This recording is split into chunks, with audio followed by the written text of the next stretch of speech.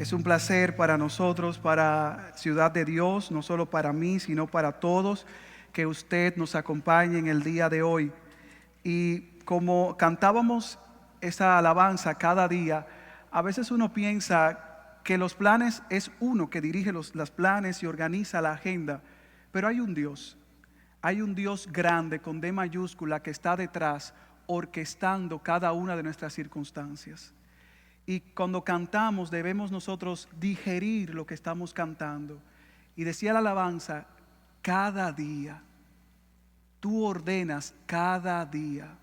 El día de la prueba, el día de la enfermedad, el día del dolor, el día de la amargura, de la depresión, es el Señor que lo ha ordenado. Así como también Él ha ordenado el día del gozo, de la alegría, del festejo. Cada día el Señor lo ha hecho. ¿Y sabes para qué? Para su gloria y para el bien de sus hijos. Hay un Dios que se complace no solo en desplegar su gloria, sino en hacerlo para el bien de sus hijos. Y alabamos su nombre por eso. Yo alabo el nombre del Señor porque mis días no están en las manos de cualquier fuerza, están en las manos del Dios Todopoderoso.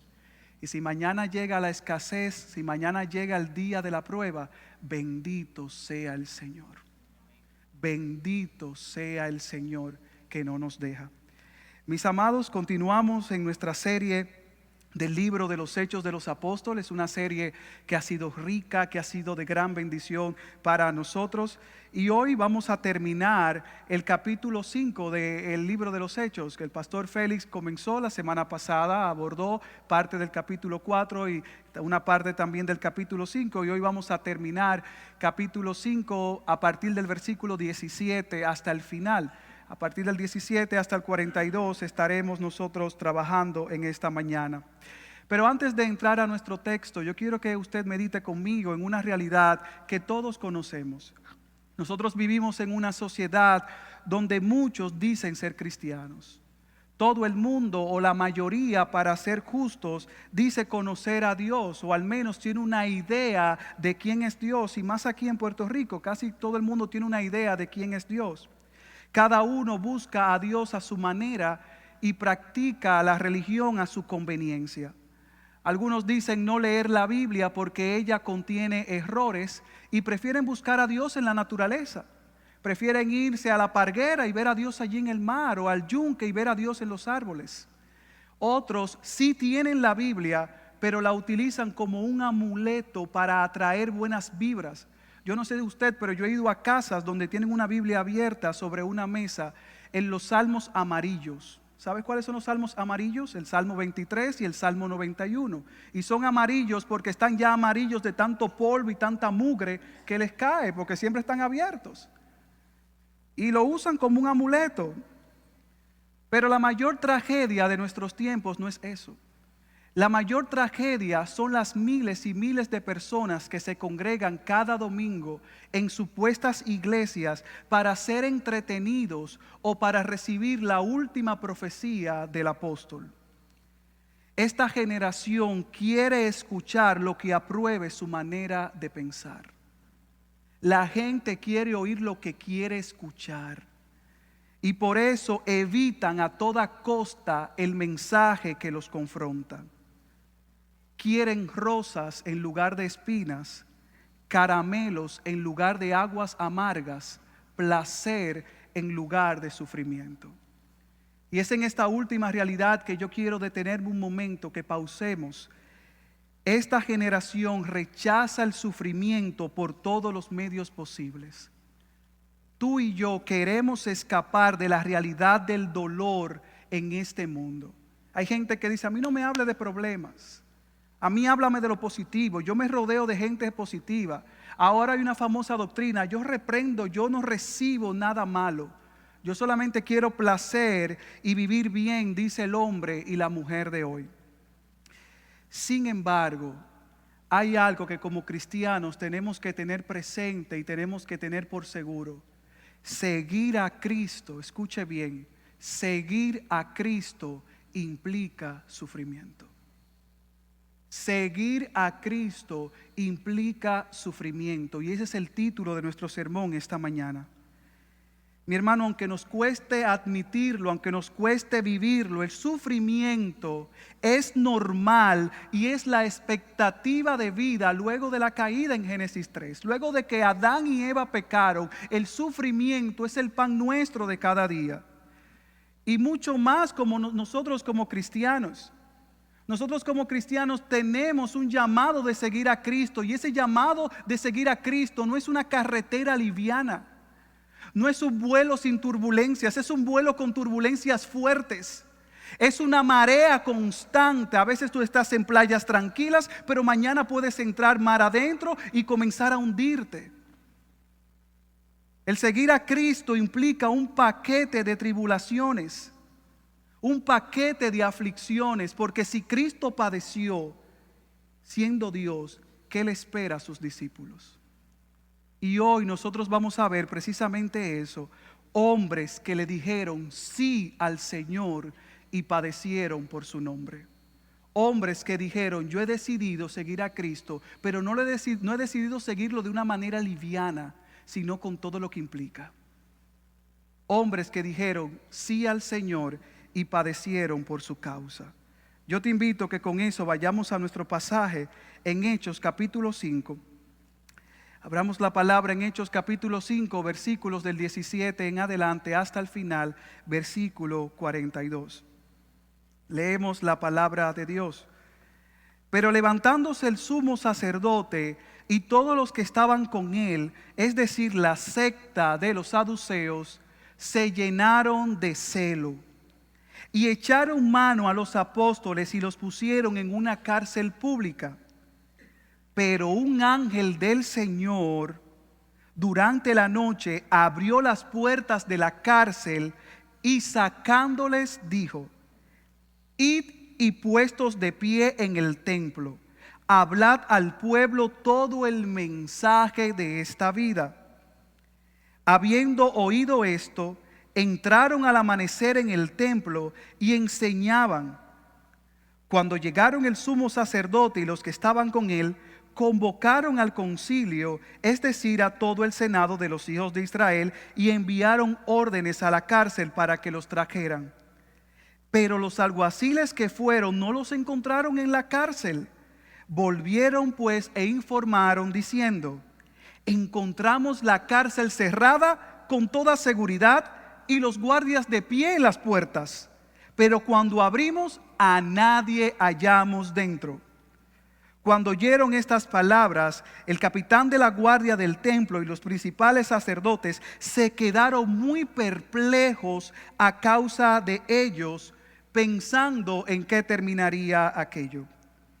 Pero alguien se presentó y les informó: mirad, los hombres que pusisteis en la cárcel están en el templo enseñando al pueblo. Entonces el capitán fue con los alguaciles y los trajo sin violencia, porque temían al pueblo no fuera que los apedreara.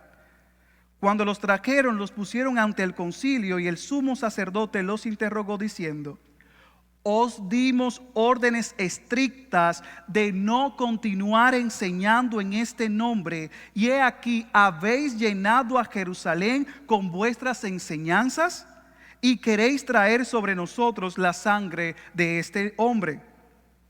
Mas respondiendo Pedro y los apóstoles dijeron: debemos obedecer a Dios antes que a los hombres.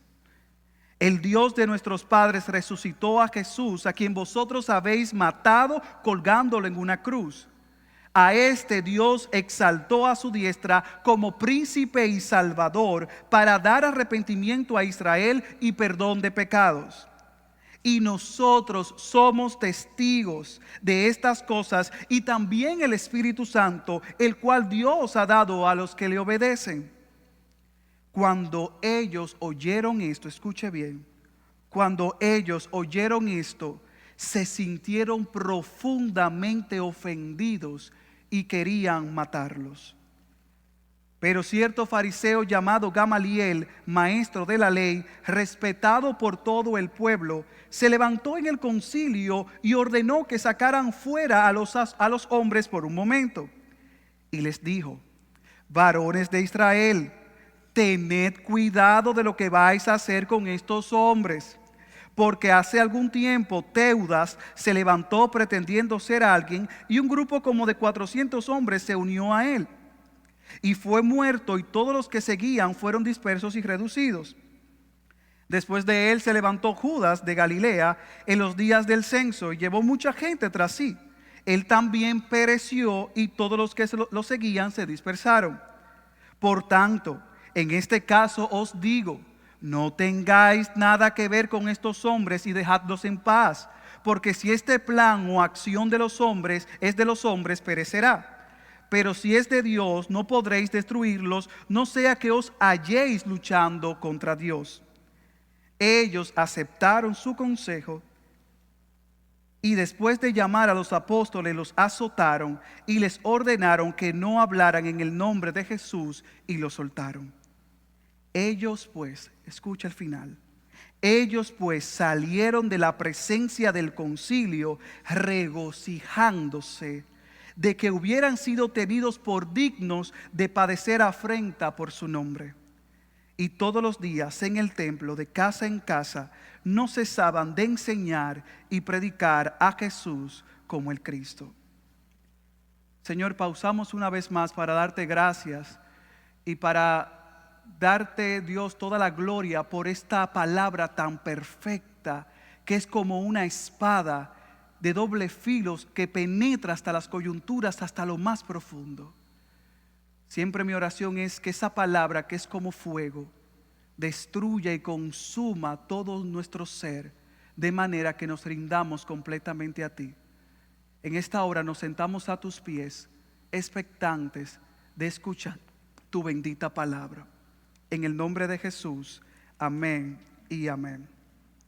Amados, hemos leído el pasaje, pero antes de adentrarnos a nuestro pasaje, antes de estudiarlo, permítame explicarles lo que estaba sucediendo.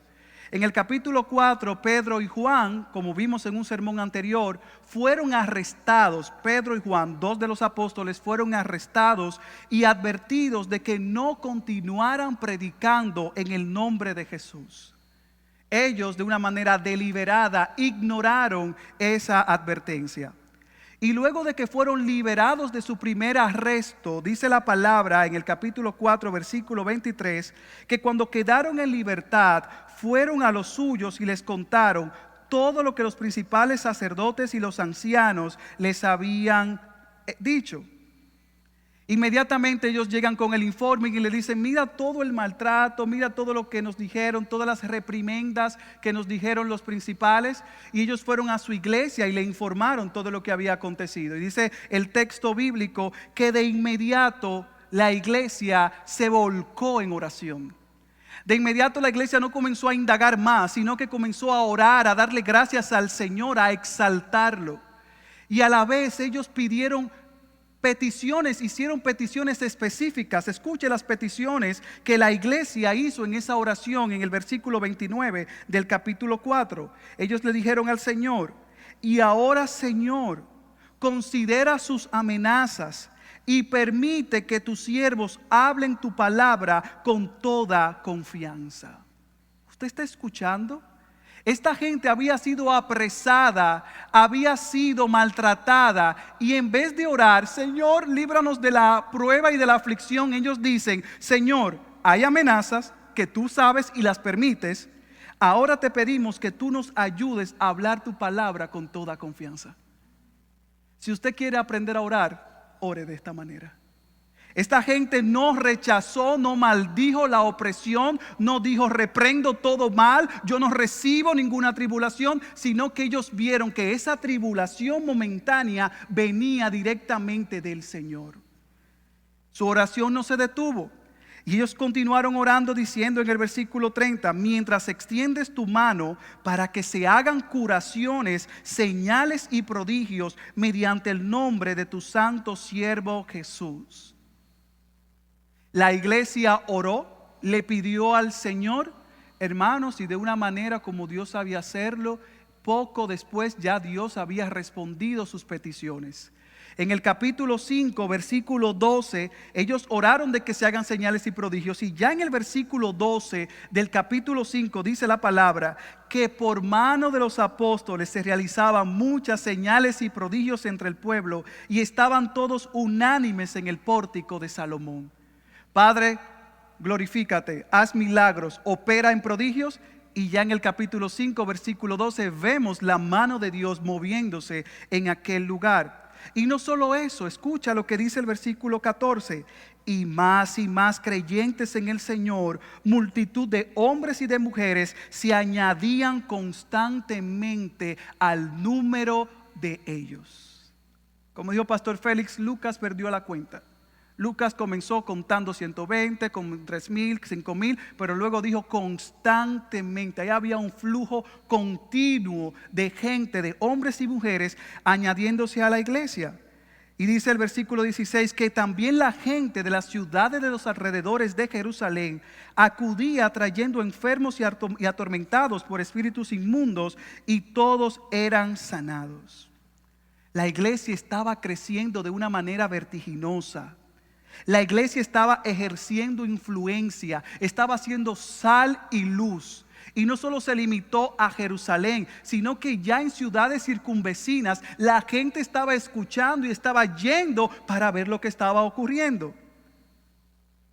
Definitivamente podemos concluir de que en Jerusalén y en esas ciudades había un mover de Dios asombroso e indetenible. Esta iglesia poderosa, respaldada por Dios, no todo fue color de rosa, sino que volvió a provocar la hostilidad en las autoridades.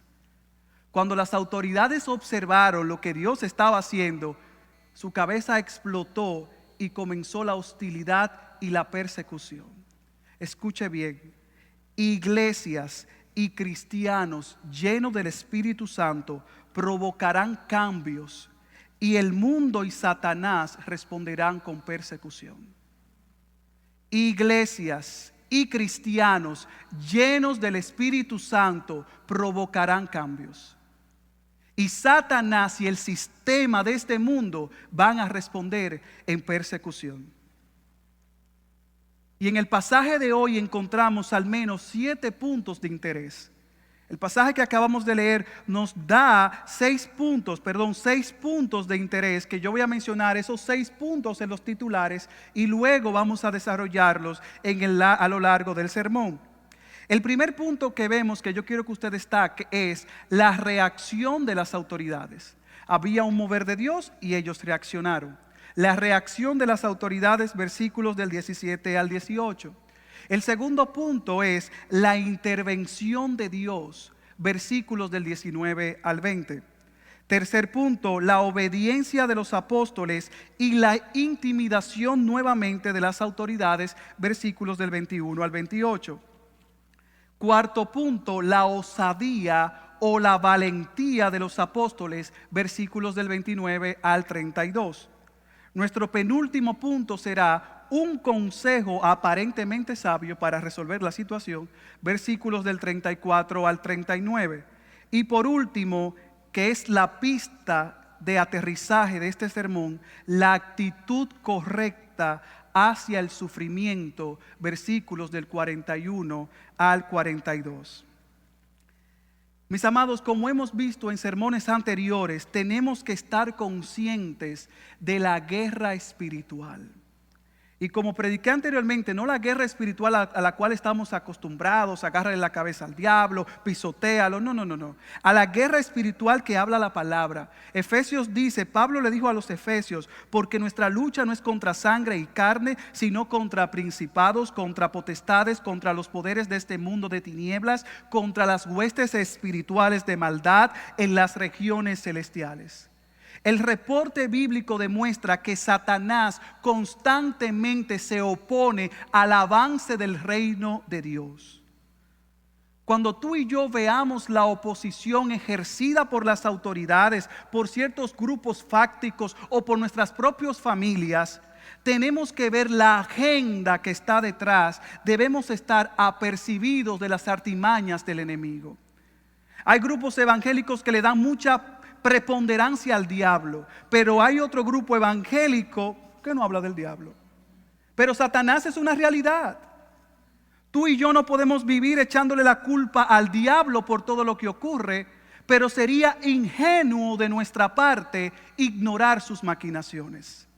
Sería muy de niño, muy inocente ignorar que hay una fuerza demoníaca activa en este mundo, porque Satanás es el príncipe de este mundo. Y en el pasaje que nos corresponde esta mañana vamos a ver esa fuerza demoníaca a través de la persecución y oposición a los mensajeros de Dios. Y veamos nuestro primer punto de inmediato: la reacción de las autoridades. Todo estaba ocurriendo, Dios estaba haciendo prodigios, la palabra estaba siendo predicada, pero hay un pero. Escucha versículo 17. Pero levantándose el sumo sacerdote y todos los que estaban con él, es decir, la secta de los saduceos, se llenaron de celo y echaron mano a los apóstoles y los pusieron en una cárcel pública. Tal vez con menos agresividad que en el primer arresto de Pedro y de Juan, registrado en el capítulo 4, las autoridades, la gente de poder, nuevamente echan mano a los apóstoles y los ponen en una cárcel pública. El texto nos sugiere que en esta ocasión no solo fue Pedro y Juan los que fueron apresados, sino que todos los apóstoles o una gran parte de ellos fueron apresados. Pero a mí lo que me llama poderosamente la atención es la motivación de su apresamiento. Yo no sé tú, pero a mí cuando este texto yo lo leía decía, mira aquí el corazón del problema. ¿Qué dice el versículo 17? ¿Por qué lo arrestaron? Porque se llenaron de celos. Se llenaron de celos. Encontramos a la máxima autoridad, al sumo sacerdote y a los saduceos, que recuerde que era una de las 4 sectas del judaísmo, un partido de influencia política y social. Ellos estaban irritados, horrorizados, celosos y envidiosos por la rápida y continua expansión del evangelio y de la iglesia y por la influencia que ésta tenía. Esta gente de poder, esta gente déspota, no soportó ver la eficacia de la iglesia. Las autoridades judías todavía tenían la supremacía, eran los tuturpenes, eran los que gobernaban. Pero se llenaron de celos porque muchos judíos se estaban convirtiendo al cristianismo. Ellos de manera inteligente vieron al movimiento como una amenaza. Dijeron, esta gente está tomando poder. Esta gente está avanzando, esto no es un relajo. Ellos dijeron, ellos comenzaron con 120, ya 3,000, después 5,000 y ahora perdieron la cuenta, ya no hay registro de cuántos son. Y dice la palabra que ellos se llenaron de celos. Pero yo no quisiera pasar la ocasión que nosotros veamos los celos como algo que le ocurrió al sumo sacerdote y a los saduceos. Los celos y la envidia son pecados de los que nadie habla, pero que están presentes en todo el mundo y en todas las iglesias. En nuestra naturaleza caída, mi hermano, yo no sé usted, pero yo lo he visto y lo he experimentado. En nuestra naturaleza caída hay una tendencia de no gozarnos cuando el otro es prosperado y bendecido. Nosotros tendemos a comenzar a resentir cuando yo veo a mi hermano con dones y talentos que yo no tengo, o cuando Dios lo utiliza a una escala que no me está utilizando a mí. Jerry Bridge en su libro Pecados Respetables define los celos, escuche bien, como la intolerancia a la rivalidad. Los celos surgen cuando tememos que alguien se convierta en una persona igual o superior a nosotros. Yo quiero que mi hermano esté bien, pero no mejor que yo, dice la envidia. Sí, tú puedes estar bien, pero que tú no estés mejor que yo. Eso dice la envidia. Escucha bien lo que dice Jerry Bridge en su libro, que continúa diciendo: Todos libramos en nuestro interior una guerra contra nuestra carne y tenemos puntos ciegos en que pecamos, especialmente en esos pecados sutiles o que toleramos, como son la envidia y los celos. Mire, mi hermano, yo lo he visto en la palabra y lo he visto en mi propia vida. Yo he estado ahí, yo he tenido que clamar al Señor para que me ayude a reconocer su obra en la vida de mi hermano. Porque no solamente Dios me bendice a mí, no solamente Dios me prospera a mí, sino que Dios tiene prosperidad y bendición hasta que sobreabunden para toda la iglesia. Hermanos, al inicio de este sermón tenemos un llamado a revisarnos y autoevaluarnos si hay celos y envidia en nuestros corazones. Y se disfraza de una manera tan sutil, Yo te invito a que tú celebres lo que Dios está haciendo en la vida de tu hermano. Yo te invito a que tú aplaudas lo que el Señor hace en su vida, porque la gloria es de Dios. Y Él tiene propósitos para cada uno de nosotros. Lo que hace en mi hermana Norma no lo hace conmigo. Él lo hace de manera que solo Él sabe hacerlo. Esta gente de poder se llenaron de celos. Y los celos, como todo pecado, lleva a la acción. Los celos de los saduceos no permanecieron inactivos. Ellos no podían tolerar el movimiento por nada en el mundo. Ellos no podían permitir que aquel que ellos habían asesinado ahora haya sido proclamado. Mataron a Jesús creyendo que se iba a acabar el movimiento, y ahora ven que el movimiento toma más fuerza. Y dice el versículo 18 que echaron mano a los apóstoles y los pusieron en una cárcel pública. Ellos lo pusieron en una cárcel donde había violadores de la ley realmente, donde habían presos de verdad, gente que ofendía y que habían quebrantado la ley. Los pusieron ahí en una cárcel pública, quizás en condiciones infrahumanas, quizás con pestes, con ratas. Imagínense, una cárcel pública, porque una cárcel no es un hotel. Y dice que los encerraron durante la noche y se proponían al día siguiente tomar medidas más drásticas que en la ocasión anterior. Mi hermano, yo vuelvo, te repito algo. Seguir a Cristo implica sufrimiento, aflicciones y muchas tribulaciones. Si a usted le han dicho por ahí que este camino es de prosperados, bendecidos y en victoria, desmóntese de esa guagua, porque eso no es verdad. Esto es un camino difícil, un camino de piedras y de obstáculos. El salmista escribió en el Salmo 34: muchas son las aflicciones del justo. Jesús le dijo a sus discípulos: en el mundo tendréis aflicción. Pero tú y yo no queremos sufrir. Por eso es que se ha levantado una famosa doctrina que es más pecaminosa que cualquier cosa: lo rechazo en el nombre de Jesús. ¿Qué usted está rechazando? ¿Puede usted rechazar lo que Dios ha determinado que ocurra? ¿Puede usted reprender lo que dijo el soberano que va a pasar, cueste lo que cueste y venga lo que venga? Hermano, por favor. Tú ves a la gente que tú le pones un ejemplo. Imagínate que tú te mueras mañana. No, yo reprendo eso. Si aún sigues en ese camino creyendo que esto es fácil, yo quiero advertirte una vez más que no lo es. Los padecimientos de Jesús fueron un ejemplo. La aflicción, la vida de persecución de los apóstoles también. Pero hay esperanza. Hay esperanza.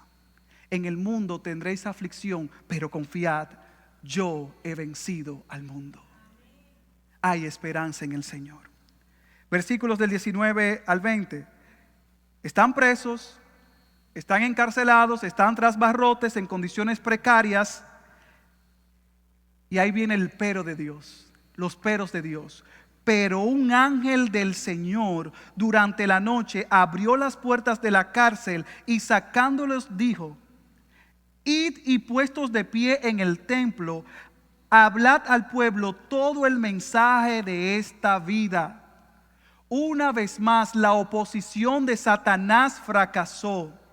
Una vez más, como diríamos en buen dominicano en mi país, Dios se la lució. Dios determinó y mostró que el que controla los eventos de la vida, que el que determina los tiempos es Él y no ninguna fuerza demoníaca ni ningún hombre de poder, por más influencia que tenga. Lo apresaron. Yo soy más grande, dice el Señor. Eso no lo tomó por sorpresa. Dios no estaba en el trono. Ay Dios, ay mira, ahora lo apresaron. ¿Qué voy a hacer? Ya en su libro estaban escritos todos sus días, como están escritos los tuyos y los míos. El ángel del Señor vino, y ese es nuestro segundo punto, la intervención de Dios, versículos del 19 al 20. Las autoridades creyeron que los barrotes de la cárcel restringirían el poder de Dios. Sin embargo, a lo largo del libro de los Hechos hemos visto y continuaremos viendo que el encarcelamiento nunca ha sido un obstáculo para el Señor. Pueden encarcelar a los mensajeros, pero no pueden detener el mensaje. A mayor persecución, mayor la gloria de Dios. Esto lo estamos viendo hoy en día. La República Popular de China, muchísima oposición en aquel país, y se dice que es la iglesia más grande, la iglesia que está escondida. ¿Quieren detener? Dios está actuando.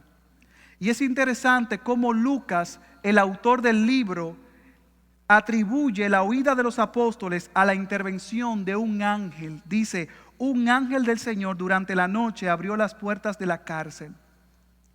Resulta irónico el uso que hace Dios de un ángel. ¿Sabes por qué? Porque los saduceos, los que llevaron a los apóstoles a la cárcel, no creían en ángeles. Y Dios envió un ángel para que abriera las puertas, o para que los sacara, porque las puertas estaban cerradas, para que los sacara de aquel lugar. Dios es especialista en demostrar que sus medios no son los nuestros.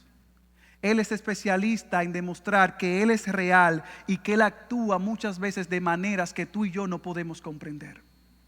Tú y yo somos muy lógicos y muy estructurados. Dios también lo es, pero Él es Dios y no tú. Él es Dios y en sus manos están nuestros tiempos. Dice el versículo 20 que el ángel les dio una orden y les dijo: id y puestos de pie en el templo, hablad al pueblo todo el mensaje de esta vida. Después de liberarlos, el ángel les ordena esto. Los apóstoles no fueron liberados para esconderse, sino para regresar al templo y seguir predicando con la misma osadía y el mismo denuedo que como lo hicieron horas más temprano. Yo me preguntaba: ¿tú me estás relajando?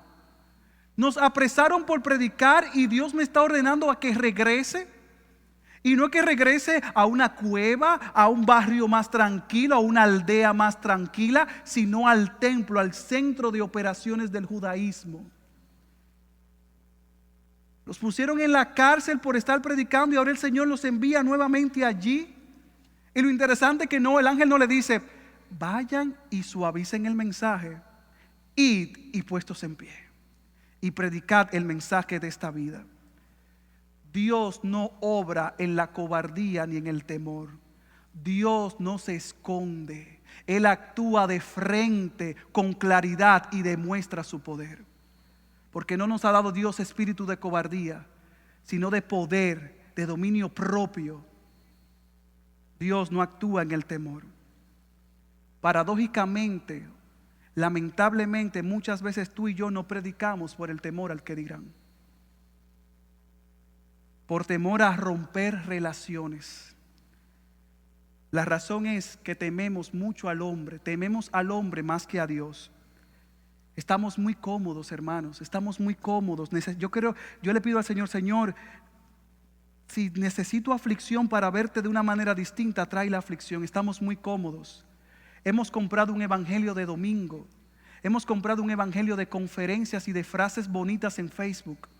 Ahora todo el mundo es predicador en Facebook. Todo el mundo te envía un mensaje por Instagram, por WhatsApp, pero no viven lo que mandan. Hemos comprado un mensaje detrás del computador en la comodidad de mi casa bajo aire acondicionado y sin perturbación. Oh, que el Señor quiera mover nuestros corazones y que nosotros podamos arrepentirnos de la apatía y de la tibieza espiritual en la cual estamos viviendo. Id y puestos de pie en el templo, hablad al pueblo todo el mensaje de esta vida. El ángel no los envía a que se retracten. El ángel no los envía a que suavicen las palabras, más bien les dijo: hablad al pueblo todo el mensaje de esta vida. Y el mensaje de esta vida es el evangelio. El mensaje de esta vida son las buenas nuevas de Jesucristo, de que Él ha venido al mundo para dar vida abundante y eterna a los muertos espirituales.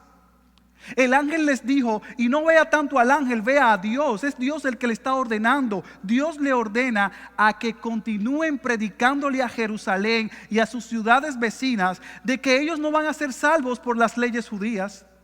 Jerusalén, ustedes no van a ser salvos por observar las leyes judías, sino solo en Cristo. El ángel les dijo: como ustedes han conocido al Señor, vayan y sean ministros de la reconciliación, reconciliados con Dios. Vayan y prediquen todo el mensaje de esta vida. Y esto nos lleva a nuestro tercer punto: la obediencia de los apóstoles y la intimidación nuevamente de las autoridades, versículos del 21 al 28. Habiendo oído esto, ellos oyeron el mensaje del ángel, entraron al amanecer en el templo y enseñaban. Cuando llegaron el sumo sacerdote y los que estaban con él, convocaron al concilio, es decir, todo el senado de los hijos de Israel, y enviaron órdenes a la cárcel para que los trajeran. Pero los alguaciles que fueron no los encontraron en la cárcel. Volvieron pues e informaron diciendo: encontramos la cárcel cerrada con toda seguridad y los guardias de pie a las puertas, pero cuando abrimos, a nadie hallamos dentro. Cuando oyeron estas palabras, el capitán de la guardia del templo y los principales sacerdotes se quedaron muy perplejos a causa de ellos, pensando en qué terminaría aquello. Pero alguien se presentó y les informó: mirad, los hombres que pusisteis en la cárcel están en el templo enseñando al pueblo. Entonces el capitán fue con los alguaciles y los trajo sin violencia.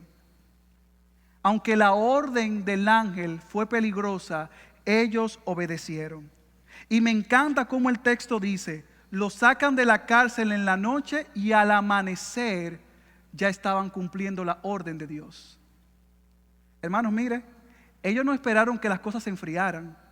Espérense que las cosas están muy caldeadas, están muy calientes, vamos a escondernos y luego nosotros vamos y hacemos lo que tenemos que hacer. Dijo el pastor Miguel Núñez que la obediencia tardía es desobediencia. La obediencia tardía es desobediencia. Yo me imagino en estos tiempos, ante una situación así, que hubiésemos tomado un avión, nos vamos a un estado tranquilo de los Estados Unidos, donde no haya molestias ni dolor, y cuando se calme el asunto, regresamos. Esta gente al amanecer estaba ahí. Ellos decidieron obedecer audazmente y dejar las consecuencias a Dios. Ellos decidieron seguir a Cristo, cueste lo que cueste, aún si perdían sus vidas.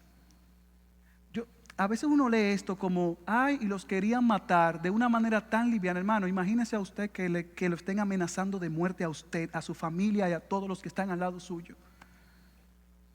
Hermano, no es que iban a perder un carro, no era que iban a perder la casa, sus vidas. Y esta gente estaba arriesgando todo. ¿Sabes por qué? Porque habían conocido a aquel que vale la pena perderlo todo, que es Cristo. Cristo es la perla de gran precio. Cristo es el supremo. Él merece toda nuestra adoración, toda nuestra devoción. Cristo no merece una adoración parcial. Cristo no merece una tibieza de nuestra parte. Él merece un compromiso total y radical de sus hijos. Lo mayor y lo mejor que te podía ocurrir ya pasó, que Él viniera y viviera la vida que tú no podías vivir y muriera en la cruz del Calvario y te diera libertad por medio de su sangre.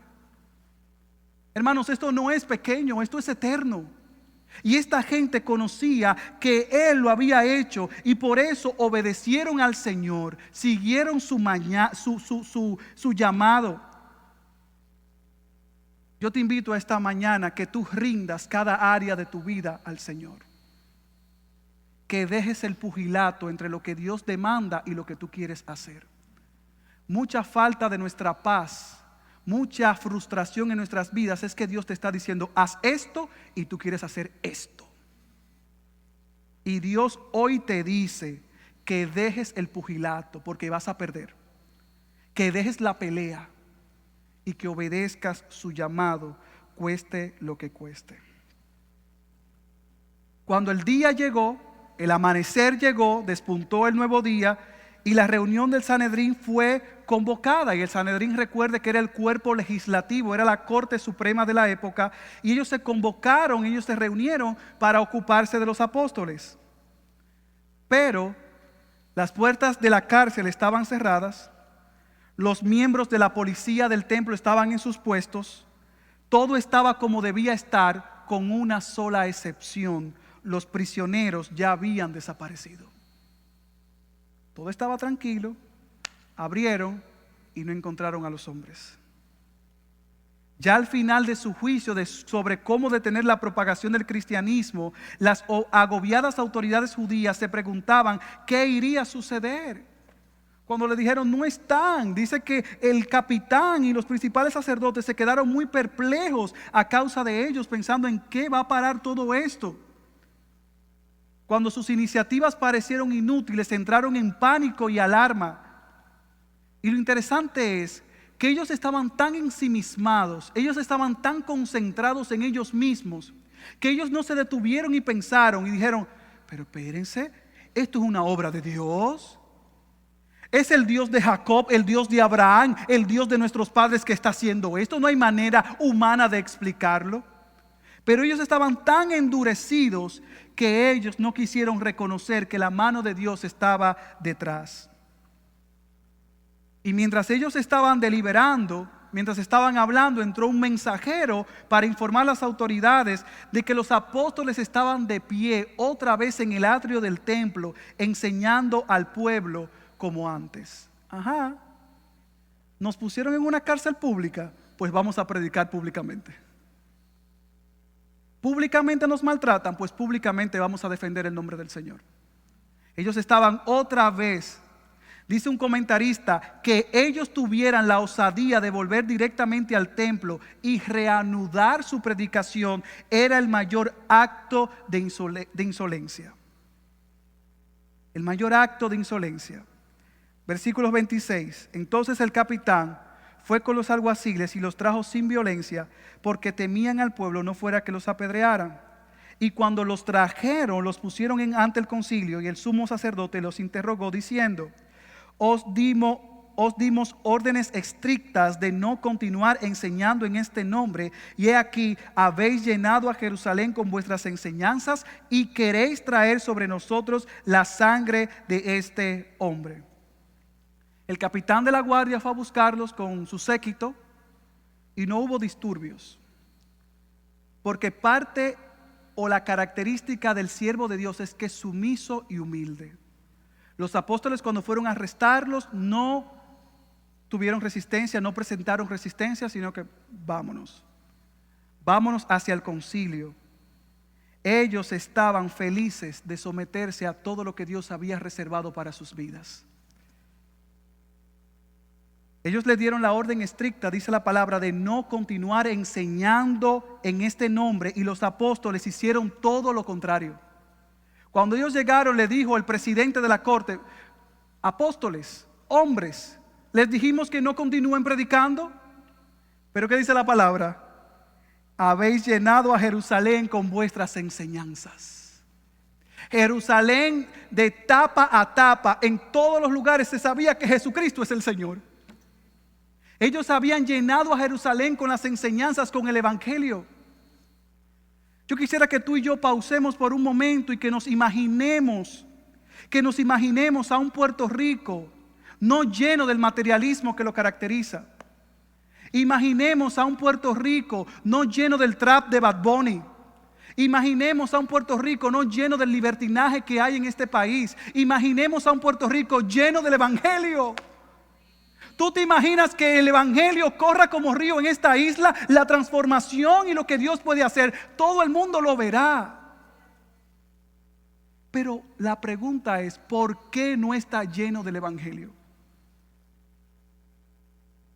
por una iglesia enferma y que está concentrada en sí misma. Por una iglesia que quiere al apóstol en vez de al predicador sumiso y humilde que viene a entregar la palabra. Por un pueblo que le fascina los congresos de mujeres ingobernables que vengan a decirle empodérate. Pero cuando la iglesia en Puerto Rico se rinda a los pies del maestro, el evangelio comenzará a hacer su efecto en este lugar. Hermanos, si en Ciudad de Dios es nuestra oración, es nuestro deseo que el Señor nos permita ser mensajeros comprometidos con su palabra y no con nuestras opiniones.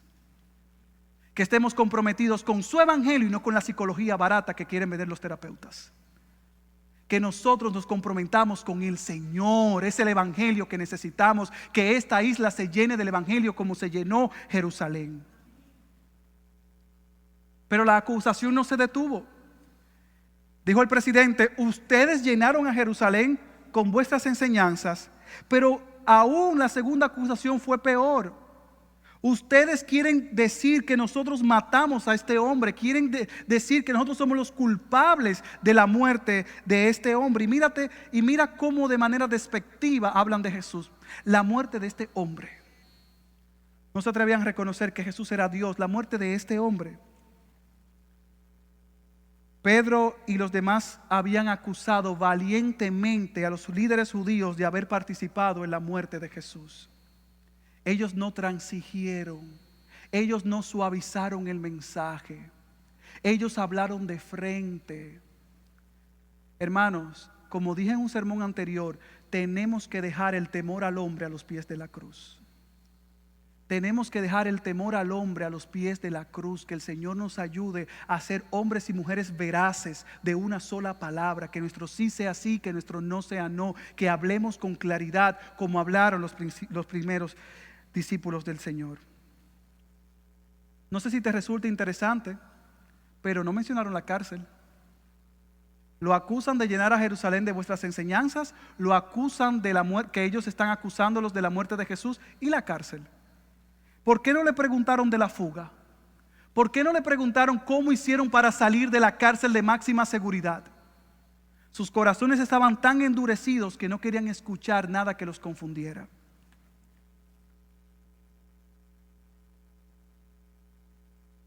Y a veces así estamos tú y yo, tan endurecidos que no queremos ver la gloria de Dios desplegada en toda la tierra. Tan endurecidos que queremos seguir insistiendo de que no hay un Dios. Si oís hoy su voz, no endurezcáis vuestros corazones. Nuestro siguiente punto, la osadía o la valentía de los apóstoles, versículos del 29 al 32. Mas respondiendo Pedro y los apóstoles dijeron: debemos obedecer a Dios antes que a los hombres. El Dios de nuestros padres resucitó a Jesús, a quien vosotros habéis matado colgándolo en una cruz. A este Dios exaltó a su diestra como príncipe y salvador, para dar arrepentimiento a Israel y perdón de pecados.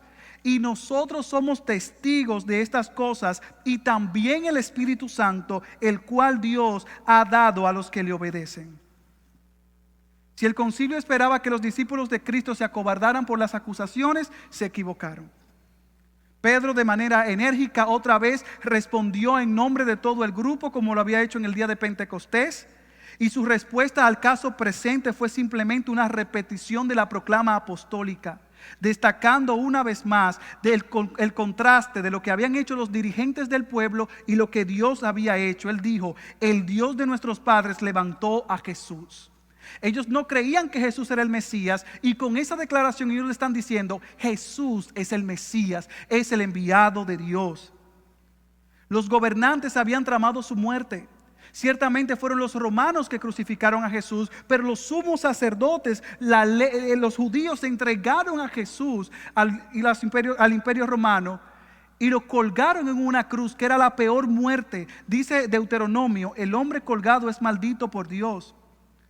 Sus enemigos, los enemigos de Cristo, le habían infligido la mayor de las vergüenzas. Pero ¿sabe algo? El poder de Dios lo exaltó. Dios le confirió un nombre que es sobre todo nombre. y lo hizo príncipe y salvador para bendecir a su pueblo con la gracia del arrepentimiento y el perdón de pecados. Con una proclama tal, con esa verdad que los había persuadido, era imposible que ellos obedecieran a los hombres antes que a Dios. Ellos sabían que tenían que obedecer a las autoridades terrenales, pero que cuando las autoridades terrenales hacen algo que tiene un conflicto con la ley de Dios, no hay alternativa. Primero obedecer a Dios antes que a los hombres. Ustedes nos están acusando de matar a Jesús, le dijo el Sanedrín. Ustedes nos están acusando de la sangre de este hombre. Y mira cómo Pedro le contesta: colgándole en una cruz a quien vosotros habéis matado. A quien vosotros habéis matado. Hermanos, estamos hablando que Pedro y los apóstoles estaban frente a la gente de poder, frente a la gente que podía exiliarlos y matarlos, como vamos a ver más adelante. Y él no se amedrentó, porque él conocía a un Dios todopoderoso, a un Dios que está por encima de todo el universo. ¿Ustedes los mataron? ¿Están diciendo que los estamos acusando? Sí, ustedes lo mataron. Y no solamente ellos le confesaron las buenas nuevas, sino que ellos dijeron: somos testigos, porque hay un testigo supremo que es el Espíritu Santo. Si ustedes no creen en el Espíritu Santo, sí, es el Espíritu Santo.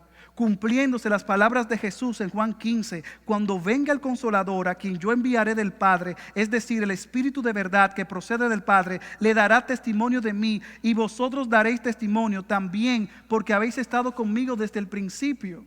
Se cumplían las palabras de Jesús, de ese paracleto, a uno que se para al lado, que viene e intercede y nos dice qué debemos decir. En esas palabras de esos apóstoles, lo único que podemos concluir es que eran vidas impactadas por el Evangelio. Impactados por el Evangelio. Ellos no temieron decirle la verdad de frente a las autoridades, porque ellos dijeron: vamos a obedecer a Dios antes que a los hombres. Cuando la iglesia en Puerto Rico obedezca a Dios antes que a los hombres, ocurrirá la transformación que tanto anhelamos. No es María, no es Juan, no es el nuevo en el 2020 que va a cambiar la situación. Es cuando tú y yo llevemos el Evangelio a todo lugar. Necesitamos hombres y mujeres llenos del Espíritu que prediquen el Evangelio independientemente del costo y de las consecuencias. El mensaje de Pedro fue breve, pero fue directo. Él no jugó con sus emociones. Él no suavizó sus palabras, sino que presentó la verdad con vehemencia. Escuche, la convicción que lleva a la salvación solo puede llevarse a cabo cuando el Espíritu de Dios usa los hechos de la palabra de Dios para provocar arrepentimiento en el corazón y en la mente de una persona. La gente solo será salva cuando se predique la palabra y el Espíritu la aplique en los corazones. Un evangelio diluido no ha salvado a nadie. Un evangelio a la mitad, un evangelio terapéutico no salva a nadie, aunque muchas iglesias estén llenas. Dijo el pastor John MacArthur: nuestras presentaciones del Evangelio deben ser tan definitivas que el mundo lo note, aunque rechacen nuestro mensaje. Si el Evangelio que predicamos no es suficientemente condenatorio para hacer enojar a los hombres, ¿será suficientemente condenatorio para llevarles salvación? Por tanto, escucha, iglesia, nunca suavice el Evangelio. Si la verdad ofende, entonces deje que ofenda.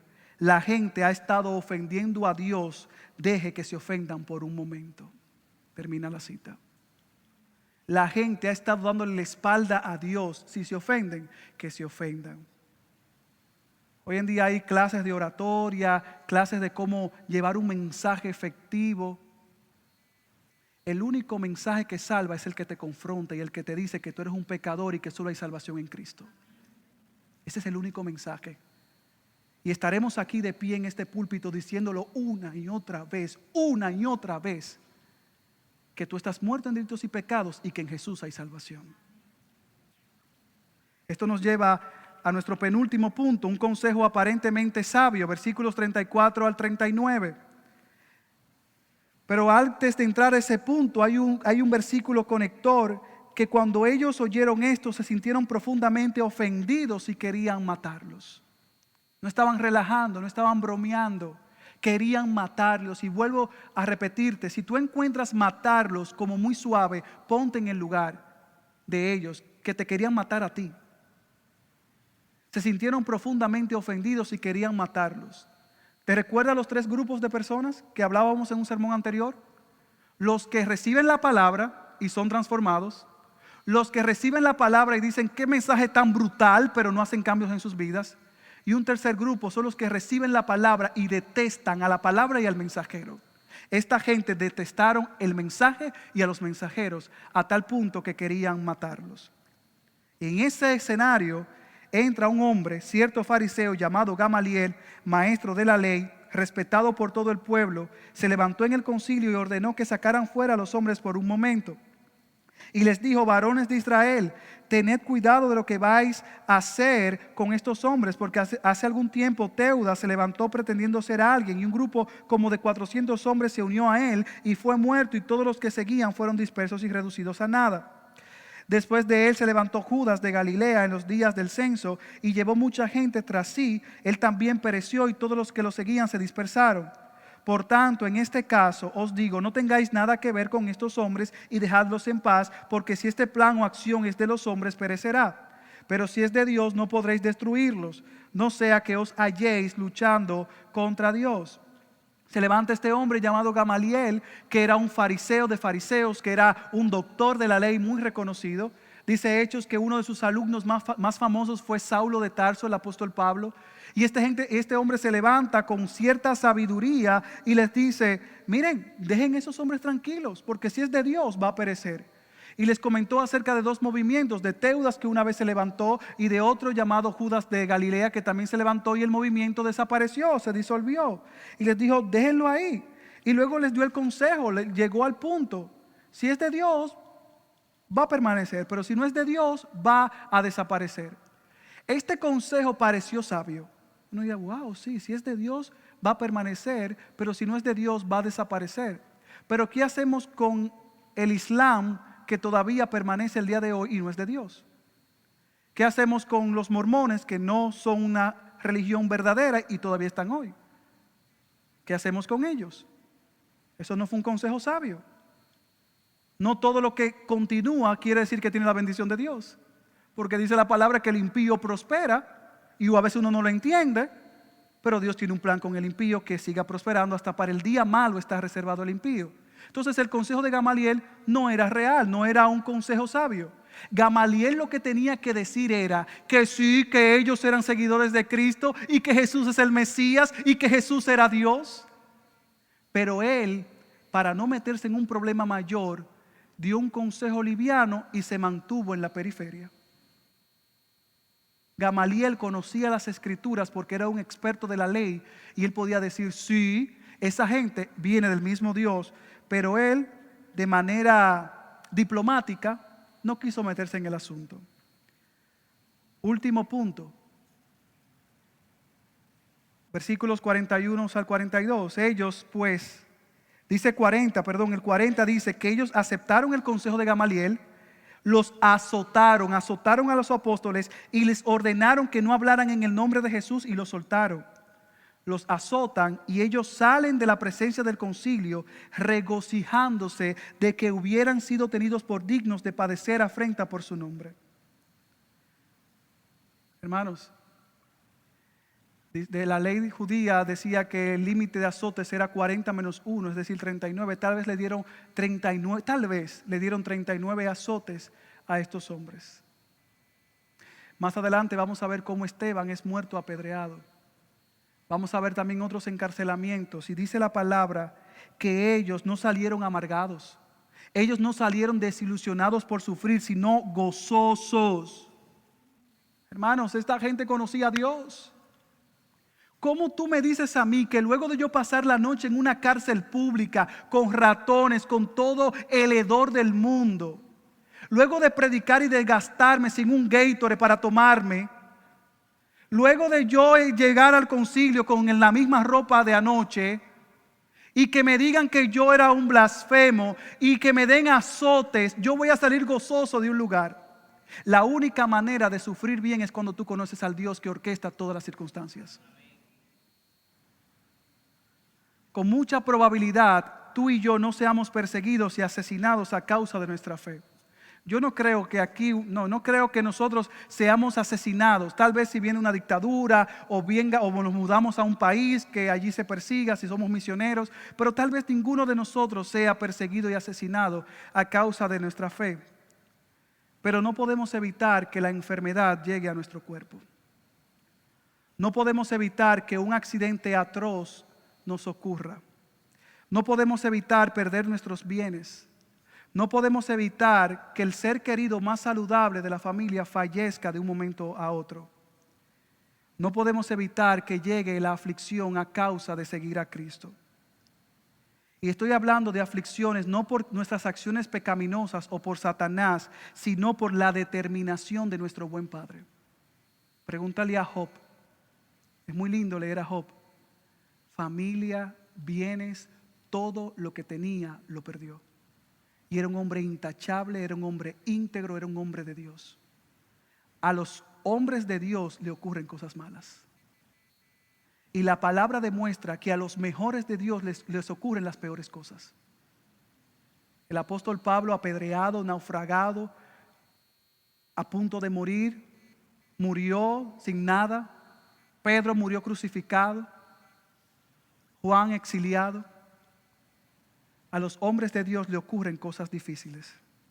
Algunos distintivos para ya cerrar del siervo de Dios, escuche bien, son: es perseguido por su fe, soporta aflicciones, experimenta dolor, tiene una buena actitud cuando sufre. El siervo de Dios, el genuino, tiene una buena actitud cuando sufre, sufre bien. Debemos dejar ese sentimiento de ingratitud y de queja. ¿Por qué a mí? ¿Por qué no tengo esto o aquello? ¿Por qué estoy padeciendo estas cosas?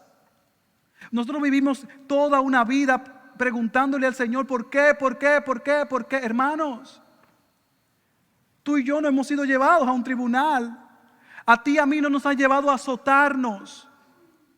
Y yo no quiero ser insensible. Yo no quiero ser insensible al dolor que tú y yo podamos experimentar. Pero cuando nuestro dolor no es nuestro norte, sino Jehová, vemos las cosas de manera distinta. Tenemos que aprender a sufrir bien. O tal vez tú eres de aquellos que juega a lo seguro. Hay gente en la vida que vive jugando a lo seguro para que nada le ocurra. Viven blindados de arriba a abajo para que nada me pase. Tal vez tú eres de los que tienen los mejores médicos, que no está mal. Tú eres de los que viven en el mejor condominio, que no está mal. Eres el que mejor tiene el sistema de cámaras, que no está mal. Que tienes un engrosado certificado financiero, que no está mal. Pero lo que sí es pecaminoso es que tú te refugies en esas cosas para que te provean un sentido falso de seguridad. Oh, mi hermano, al final de este sermón yo le pido al Señor que nuestros sufrimientos se conviertan en el escenario para que otros vean el poder de Dios en nuestra debilidad. Yo le pido al Señor que no menospreciemos las dulces bendiciones del quebrantamiento. Que aprendamos a vivir no por vista, sino por fe. No por la lógica humana, sino sabiendo que en las manos del Señor están nuestros tiempos. Pero tenemos este tesoro de barro para que la extraordinaria grandeza del poder sea de Dios y no de nosotros. Afligidos en todo, pero no agobiados. Perplejos, pero no desesperados. Perseguidos, pero no abandonados. Derribados, pero no destruidos. Por tanto, no desfallecemos. Antes bien, aunque nuestro hombre exterior va decayendo, sin embargo, nuestro hombre interior se renueva de día en día. Pues esta leve y pasajera tribulación nos produce un eterno peso de gloria que sobrepasa toda comparación. Escucha lo que Pablo le dijo: al no poner nuestra vista en las cosas que se ven, sino en las que no se ven. Porque las cosas que se ven son temporales, pero las que no se ven son eternas. El horno de la aflicción nos enseña a apreciar y a valorar lo eterno por encima de lo terrenal. Bendita sea la prueba que nos acerca a Dios y nos hace humildes y nos hace reconocer que el único que todo lo puede es Cristo. Benditas sean las enfermedades que llegan a nuestras vidas, que nos hacen dependientes del Señor. Bendita la escasez. Bendito todo lo que venga por la mano determinada de nuestro buen Padre. Que el Señor nos permita a mirar por encima del sol. Que el Señor nos permita a ver su mano obrando en nuestras vidas. A ti no creyente que estás en esta mañana con nosotros, esta vida es una vida difícil, pero hay esperanza. A este Dios ha exaltado con su diestra por príncipe y salvador para dar a Israel arrepentimiento y perdón de pecados. Yo te invito a que hoy tú puedas correr a Cristo en arrepentimiento y fe. Si estás en este lugar y estás jugando a lo seguro, que piensas que tiene todo controlado, yo te invito a que hoy vengas a Cristo en arrepentimiento y fe. Y a ti, iglesia, que estás esta mañana reunida, no importando las circunstancias, que podamos ser como la iglesia primitiva, luego de muchos azotes, luego de mucho maltrato, escucha lo que dice el versículo 42. Y todos los días en el templo y de casa en casa no cesaban de enseñar y predicar a Jesús como el Cristo. Quiera el Señor levantar un ejército de hombres y mujeres de su palabra. Quiera el Señor levantar a hombres y mujeres llenos del Espíritu, que vivamos por fe y no por vista. Quiera el Señor levantar un ejército de hombres y mujeres que aprecien a Cristo por encima de todas las cosas. Esta vida pronto pasará y lo único que se hace para Cristo permanecerá. El Señor nos ayude a dejar la comodidad, tomar nuestra cruz y seguir a Cristo. Padre, gracias. Gracias, oh Dios, por tu palabra. Gracias, oh Dios, porque tú eres personal y tú atiendes las necesidades de nuestro corazón. Y la mayor necesidad es que el no creyente se arrepienta y que el creyente sea santificado en tu verdad. Padre, al final de este sermón yo te pido de todo corazón que tú nos permitas ser creyentes que vivan por tu causa. Ser creyentes que, aunque el costo de seguir a Cristo es alto, no escatimemos nuestra propia vida como algo a que aferrarnos como lo hizo Cristo, sino que nos despojemos de nuestras prebendas.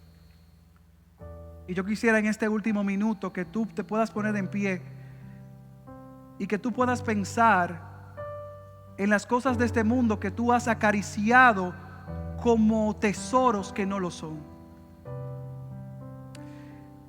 Tal vez tú has puesto la salud como un valor y lo más importante, pero no lo es. Tal vez tú has puesto tu familia como el seguro de vida más alto, pero tampoco lo es. Tal vez tú pienses que la buena casa, la comodidad, la buena vida es lo mejor que puedes tener en este lado de la gloria, pero tampoco lo es.